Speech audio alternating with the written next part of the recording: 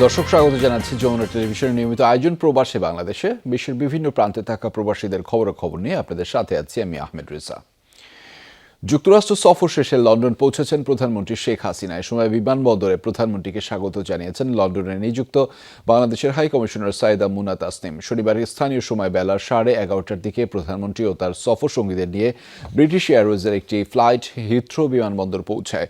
বিমানবন্দর থেকে বেরিয়ে হোটেলের উদ্দেশ্যে যাত্রা করেন প্রধানমন্ত্রী। এ সময় হোটেল লবিতে যুক্তরাজ্য আওয়ামী লীগ ও সহযোগী সংগঠনের নেতাকর্মীরা তাকে স্বাগত জানিয়েছেন। এর আগে শুক্রবার ওয়াশিংটন ডিসি থেকে স্থানীয় সময় রাত 11:40 লন্ডনের উদ্দেশ্যে ডুলস আন্তর্জাতিক বিমানবন্দর থেকে রওনা করে প্রধানমন্ত্রীকে বহনকারী বিমান আগামী 3 অক্টোবর রাত 8:35 বিমান বাংলাদেশ এয়ারলাইন্সের একটি বাণিজ্যিক ফ্লাইটে লন্ডন ত্যাগ করবেন প্রধানমন্ত্রী এবং 4 অক্টোবর বাংলাদেশ সময় দুপুর 12:30টায় ঢাকায় পৌঁছানোর কথা রয়েছে।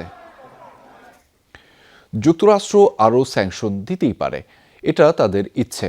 ভয়েস অব আমেরিকাকে দেয়া সাক্ষাৎকারে কথা বলেছেন প্রধানমন্ত্রী শেখ হাসিনা। তিনি জানিয়েছেন, খালেদা জিয়াকে বিদেশে যেতে হলে আবার আদালতে আবেদন করতে হবে, যেতে হবে জেলে। সাক্ষাৎকারে বিএনপি নেতাকর্মীদের বিরুদ্ধে মামলা, রোহিঙ্গা সংকট সহ বিভিন্ন ইস্যুতে কথা বলেছেন শেখ হাসিনা। আপনাকে ধন্যবাদ যে আপনি আমাদের জন্য সময় বের করে নিয়েছেন। যুক্তরাষ্ট্র সফররত প্রধানমন্ত্রী শেখ হাসিনা সাক্ষাৎকার দিয়েছেন ভয়েস অফ আমেরিকার বাংলা বিভাগে। শুক্রবার মার্কিন গণমাধ্যমটি সাক্ষাৎকার সম্প্রচার করে।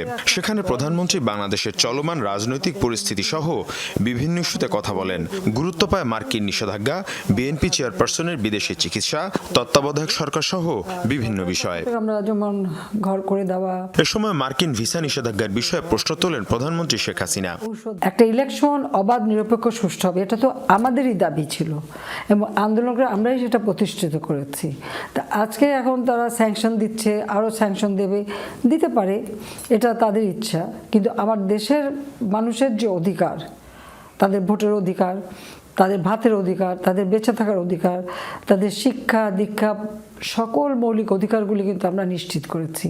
সাক্ষাৎকারে বিএনপি চেয়ারপারসন খালেদা জিয়াকে চিকিৎসার জন্য বিদেশে পাঠানোর বিষয়ে কথা বলেন প্রধানমন্ত্রী। জানান, আদালতের সিদ্ধান্তের উপর হস্তক্ষেপের সুযোগ নেই সরকারের। আর যদি তাদের যেতে হয় বাইরে, তাহলে এই এখন যে তাকে আমি বাসায় থাকার পারমিশনটা দিয়েছি, এটা আমাকে উড্ড করতে হবে, তাকে আবার জেলে যেতে হবে এবং কোর্টে যেতে হবে, কোর্টের কাছে আবেদন করতে হবে। কোর্ট যদি রায় দেয় তখন সে যেতে পারবে। বিরোধী দলীয় নেতা কর্মীদের উপর মামলা ইস্যুতে প্রশ্ন করা হলে শেখ হাসিনা জানান, দুর্নীতি, অগ্নি সন্ত্রাসের কারণে এসব মামলা। বিএনপি শাসনামলে আওয়ামী লীগ নেতা কর্মীদের উপর মামলার প্রসঙ্গ তুলে ধরেন প্রধানমন্ত্রী। তাদের অগ্নি সন্ত্রাস, তাদের দুর্নীতি, তাদের মানুষ হত্যা করা, নানাভাবে যে তারা অপকর্ম, সেই সমস্ত মামলাগুলি চলতে চলতে একটা একটা করে নিষ্পত্তি হচ্ছে। এখনই তাদের দ্রুত করা হচ্ছে তা তো না, কিন্তু আওয়ামী লীগের 21,000 নেতা কর্মীকে তারা হত্যা করেছে। এখনো কত মানুষ পঙ্গু হয়ে আছে। এর পাশাপাশি রোহিঙ্গা সংকট এবং বর্তমান সরকারের বিভিন্ন উন্নয়নমূলক কর্মকাণ্ডের বর্ণনা দেন প্রধানমন্ত্রী শেখ হাসিনা। উচ্চ আদালতের কিন্তু রায় ছিল যে বাংলাদেশে আর কেউ অনির্বাচিত সরকার কখনো বাংলাদেশে আসতে পারবে না। মীর মুশফিকা হাসান, যমুনা নিউজ। ইতালিতে প্রধানমন্ত্রী শেখ হাসিনার ৭৭তম জন্মদিন উদযাপিত হয়েছে। ইতালি আওয়ামী লীগের আয়োজনে রাজধানী রোমে অনুষ্ঠিত হয় এক আলোচনা সভা ও দোয়া মাহফিল। অনুষ্ঠানে সভাপতিত্ব করেন ইতালি আওয়ামী লীগের সভাপতি হাজি মোহাম্মদ ইদ্রিস ফরাজি। এ সময় উন্নয়নের ধারা অব্যাহত রাখতে শেখ হাসিনাকে আবারও প্রধানমন্ত্রী নির্বাচিত করতে সবার প্রতি আহ্বান জানিয়েছেন। তিনি বলেছেন, আগামী নির্বাচন সংবিধান অনুযায়ী অনুষ্ঠিত হবে, এতে বিদেশিদের মাথা ঘামানোর কোনো প্রয়োজন নেই। এ সময় আরও উপস্থিত ছিলেন সাধারণ সম্পাদক হাসান ইকবাল, সাবেক সহসভাপতি হাবিব চৌধুরী, যুগ্ম সাধারণ সম্পাদক হাদিউল ইসলাম হাদি সহ অন্যান্যরা। এদিকে যুক্তরাজ্যেও প্রধানমন্ত্রীর জন্মদিন উপলক্ষে আলোচনা সভা ও দোয়া মাহফিল অনুষ্ঠিত হয়েছে। যুক্তরাজ্য যুবলীগ ওল্ডহ্যাম শাখার উদ্যোগে এই আয়োজন অনুষ্ঠিত হয়।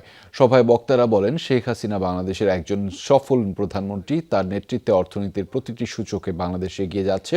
বিশ্বের কাছে বাংলাদেশকে একটি রোল মডেল প্রতিষ্ঠা করার পাশাপাশি সন্ত্রাস ও জঙ্গি দমনেও বিশ্ব নেতাদের প্রশংসা কুড়িয়েছেন তিনি। বাংলাদেশকে নিয়ে গেছেন অনন্য উচ্চতায়। অনুষ্ঠানের শেষে প্রধানমন্ত্রীর দীর্ঘায়ু কামনা করে মোনাজাত করা হয়। সংগঠনের সভাপতি সৈয়দ সাদেক আহমেদের সভাপতিত্বে অনুষ্ঠানে আরও উপস্থিত ছিলেন সাধারণ সম্পাদক মুরশাহিদ আলী, মুফাজ্জিল খান, আজিজুর রহমান ছাড়া সহ আরও অন্যান্যরা। আবারও গতি পাচ্ছে বঙ্গবন্ধু স্যাটেলাইট 2 প্রকল্প। বৈশ্বিক সংকটে এ কাজে কিছুটা ধীরগতি এসেছিল। ফ্রান্সের সাথে সমঝোতা স্মারকের পর প্রকল্প দ্রুত বাস্তবায়নে তোড়জোড় চলছে। সরকার চলতি বছরেই বঙ্গবন্ধু স্যাটেলাইট 2 নির্মাণের কাজ শুরু করতে চায়, আর উৎক্ষেপণ হবে আগামী বছরের শেষ নাগাদ। প্রযুক্তিবিদরা বলছেন, এই স্যাটেলাইটের কাজ হবে আবহাওয়া, সমুদ্র ও ফসলের অবস্থা পর্যবেক্ষণ করা। একদিকে রাশিয়া ইউক্রেন যুদ্ধ, অন্যদিকে করোনা পরবর্তী বৈশ্বিক আর্থিক মন্দাবস্থা, এই দুইয়ের প্রভাবে অনেকটাই মন্থর হয়ে পড়ে বঙ্গবন্ধু স্যাটেলাইট 2 উৎক্ষেপণের কার্যক্রম। শুরুতে এটি তৈরি এবং উৎক্ষেপণ করার কথা ছিল রাশিয়ার একটি কোম্পানির, কিন্তু দেশটির উপর বৈশ্বিক বিধিনিষেধ থাকায় অন্য দেশকেও বিবেচনায় নেওয়া হয়। এরপর প্রকল্পে আগ্রহ দেখায় ফ্রান্সের এয়ারবাস কোম্পানি। 10 সেপ্টেম্বর ফ্রান্সের প্রেসিডেন্টের ঢাকা সফরের সময় এ নিয়ে সমঝোতা স্মারক স্বাক্ষরিত হয়। সেখানে স্যাটেলাইট তৈরি, উৎক্ষেপণ সহ বিভিন্ন কাজে আগ্রহ দেখিয়েছে দেশটি। প্রস্তাব যাচাই বাছাই শেষে চলতি বছরেই স্যাটেলাইট তৈরির কাজ শুরু করতে চায় সরকার। তাদের কাছ থেকে আমরা কিনে ফেলছি, নিয়ে নিচ্ছি, এরকম ধারণা করুন নাই। এমনিতে আমরা রাশিয়ার সাথে করছি। এখন আলটিমেটলি তারা আমাদের স্পেসিফিকেশন দেবে, টাইম অফ ডেলিভারি দেবে, দেন আমাদের হিউম্যান রিসোর্স ডেভেলপমেন্টের দেবে, দেন প্রাইসের দেবে। এগুলো সবগুলো যাচাই বাছাই করে তারপর আমরা সিদ্ধান্ত নেব। দেশের প্রথমটি geo stationary communications and broadcasting satellite, আর বঙ্গবন্ধু স্যাটেলাইট 2 হবে আর্থ অবজারভেশন স্যাটেলাইট। প্রকল্পের প্রাথমিক ব্যয় প্রাক্কলন করা হয়েছে 4000 কোটি টাকা। রাশিয়া ইউক্রেন যুদ্ধে সব কিছু ওলটপালট হয়ে গেছে। মাস দেড়েকের ভিতরে আমরা চূড়ান্ত সিদ্ধান্ত নেব এবং আমরা চেষ্টা করব ইলেকশনের আগে যে বঙ্গবন্ধু স্যাটেলাইট কী ধরনের সেবা দিতে পারে তার কিছুটা নমুনা আমরা জনগণের কাছে সামনে দেখাবার চেষ্টা করব। দেশে একটি স্যাটেলাইট আছে, বর্তমান অর্থনৈতিক পরিস্থিতিতে আরও স্যাটেলাইটের প্রয়োজনীয়তা কেন? প্রযুক্তিবিদরা বলছেন, এটির কাজ হবে আবহাওয়া, সমুদ্র ও ফসলের অবস্থা পর্যবেক্ষণ করা। আবহাওয়া মনিটরিং এবং আপনার সামরিক গুরুত্ব রয়েছে এটার। আগামী বছরে যে লঞ্চ করা হয়, তাহলে এখন পর্যন্ত তো সেই এটা কীভাবে ব্যবহার করবে, কারা ব্যবহার করবে, তাদের প্রস্তুতি কতটুকু, সেই জায়গাটা আসলে এখন যদি আমরা ঠিক না করি তাহলে কিন্তু আমরা আবারও দেখা যাবে যে আমরা এই এত বড় একটা আমাদের মতো দেশের পক্ষে একটা স্যাটেলাইট ব্যয়ভার বহন করা কিন্তু কঠিন। 2018 সালের 12 মে বঙ্গবন্ধু স্যাটেলাইট 1 মহাকাশে উৎক্ষেপণের মাধ্যমে বিশ্বের 57তম দেশ হিসেবে স্যাটেলাইটের অভিজাত ক্লাবে প্রবেশ করে বাংলাদেশ। মাসুদুজ্জামান রবিন, যমুনা নিউজ, ঢাকা। স্পেন প্রবাসী বাংলাদেশিদের সর্বজনীন পেনশন স্কিমে অংশগ্রহণ করতে আহ্বান জানিয়েছেন দেশটিতে নিযুক্ত বাংলাদেশের রাষ্ট্রদূত মোহাম্মদ সরওয়ার মাহমুদ। বার্সেলোনার একটি রেস্তোরাঁয় অনুষ্ঠিত হয় পেনশন স্কিম সম্পর্কে অবহিতকরণ ও উদ্বুদ্ধকরণ বিষয়ক সভায় রাষ্ট্রদূত বলেন, পেনশন স্কিমের অর্থ করমুক্ত, পাশাপাশি প্রবাস থেকে পাঠানো হলে প্রণোদনা মিলবে 2.5% হারে। স্কিমটির মাধ্যমে প্রবাসীদের সামাজিক ও অর্থনৈতিক সুরক্ষা নিশ্চিত হবে বলে মন্তব্য করেছেন তিনি। সভায় উপস্থিত সবাইকে পেনশন স্কিমের উপকারিতা সম্পর্কে পরিচিতদের জানাতে অনুরোধও করেছেন রাষ্ট্রদূত। এ সময় আরও উপস্থিত ছিলেন কাউন্সিলর রেদওয়ান আহমেদ ও দিন মোহাম্মদ ইমাদুল হক সহ অন্যান্যরা। বাহরাইনে অনুষ্ঠিত হয়েছে সনাতনী সম্মেলন। অভিষেক হয়েছে বাংলাদেশ জাতীয় হিন্দু মহাজোট জিনাফসের শাখার।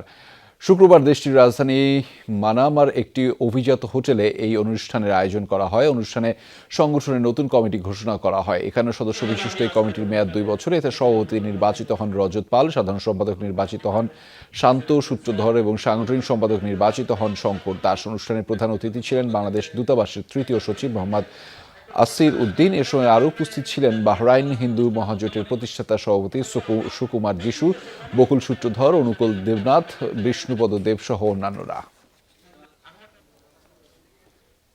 বাংলাদেশের প্রধানমন্ত্রী সহ জাতি ধর্ম নির্বিশেষে সকলের কাছেই বিনীত প্রার্থনা, আমাদের যে শারদীয় দুর্গা উৎসব আসছে এইটা যাতে আমরা সুন্দরভাবে পালন করতে পারি। এই অভিষেক অনুষ্ঠানে আমরা কেন্দ্রীয় কমিটির পক্ষ থেকে শ্রী রজত পাল মহোদয়কে সভাপতি, শান্ত সূত্রধরকে সাধারণ সম্পাদক এবং শঙ্কর দাসকে সাংগঠনিক সম্পাদক করে 51 সদস্য বিশিষ্ট কমিটিকে অনুমোদন দিলাম।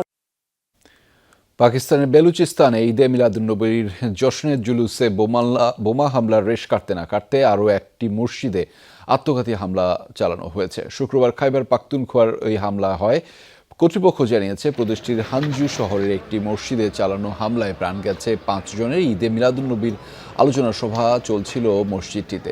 বিস্ফোরণের ধাক্কায় ধসে পড়ে মসজিদটির ছাদ, এতে আহত হন অর্ধশত মানুষ। এদিকে বেলুচিস্তানে বোমা হামলায় নিহতদের দাফন সম্পন্ন হয়েছে।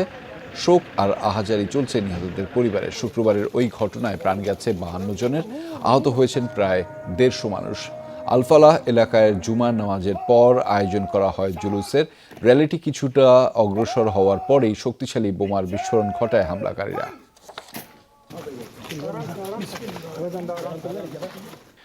সীমান্ত পাড়ি দিয়ে যুক্তরাষ্ট্রে প্রবেশকালে সশস্ত্র সন্ত্রাসীদের হামলায় প্রাণ হারিয়েছেন মেক্সিকোর 2 অভিবাসন প্রত্যাশী।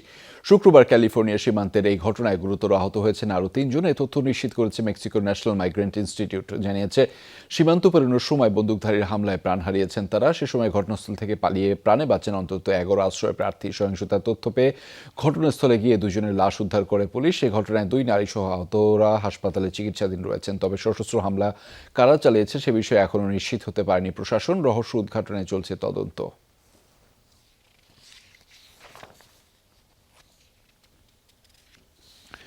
উত্তাল সাগরে তলিয়ে গেল অভিবাসন প্রত্যাশীদের বহনকারী নৌকা। শুক্রবার ভয়াবহ সেই মুহূর্তের ভিডিও প্রকাশ করে সি ওয়াচ নামের একটি জার্মান এনজিও সংস্থা। এতে দেখা যায় আশ্রয় প্রত্যাশীদের বহনকারী একটি নৌকা মুহূর্তেই ডুবে যায় সাগরে।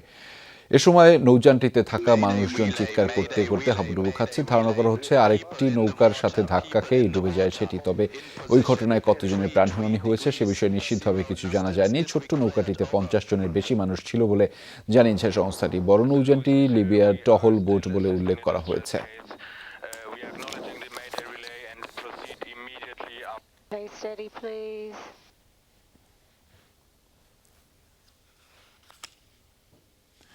ঝড় আর টানা বৃষ্টিতে ভয়াবহ বন্যা পরিস্থিতির সৃষ্টি হয়েছে নিউ ইয়র্ক সহ যুক্তরাষ্ট্রের বিভিন্ন স্থানে।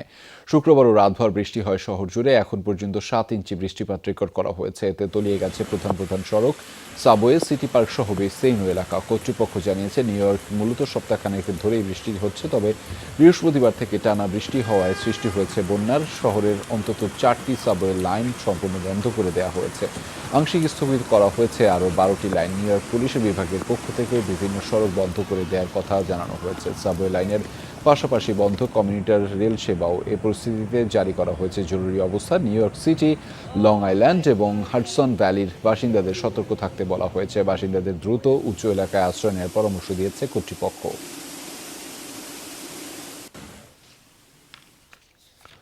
দর্শক, এই ছিল প্রবাসে বাংলাদেশের আয়োজনে। এতক্ষণ সাথে থাকার জন্য সবাইকে ধন্যবাদ।